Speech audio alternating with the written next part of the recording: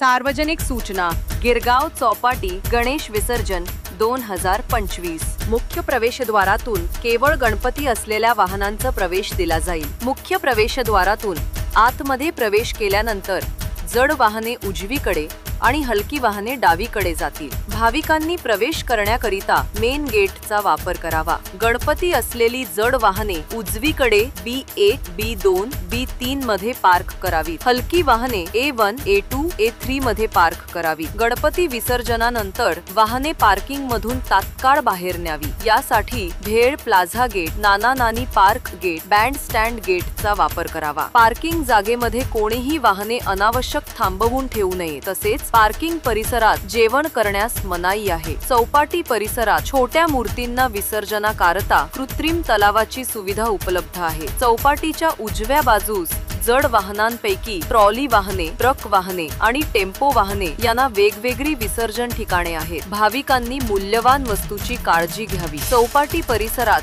खिसे कापू चोरांपासून सावध राहावे। चौपाटी परिसरात भाविकांसाठी ठिकठिकाणी सार्वजनिक टॉयलेटची सुविधा करण्यात आलेली आहे। लहान मुले हरवल्यास तात्काळ जवळील बंदोबस्तास असलेल्या पोलिसांशी आणि चौपाटीवरील मुख्य पोलीस नियंत्रण कक्षाशी संपर्क साधा। मोबाईल फोन हरवल्यास तात्काळ मुख्य पोलीस नियंत्रण कक्षाशी संपर्क साधा। संपूर्ण चौपाटी परिसर व आजूबाजूचा परिसर CCTV निगराणीखाली आहे। विसर्जनादरम्यान चौपाटी परिसरामध्ये वैद्यकीय सुविधा उपलब्ध आहे। कोणतीही अनोळखी वस्तू, संशयित इसम दिसल्यास तात्काळ बंदोबस्तावरील पोलीस आणि मुख्य पोलीस नियंत्रण कक्षाशी संपर्क साधा। भाविकांनी गणपती विसर्जनानंतर चौपाटी परिसरात अनावश्यक थांबून राहू नये। चौपाटी परिसरात वाद्य आणि फटाके वाजवण्यास बंदी आहे। पाण्यामध्ये गणपती विसर्जना व्यतिरिक्त कोणीही पोहण्याकरिता जाणार नाहीत।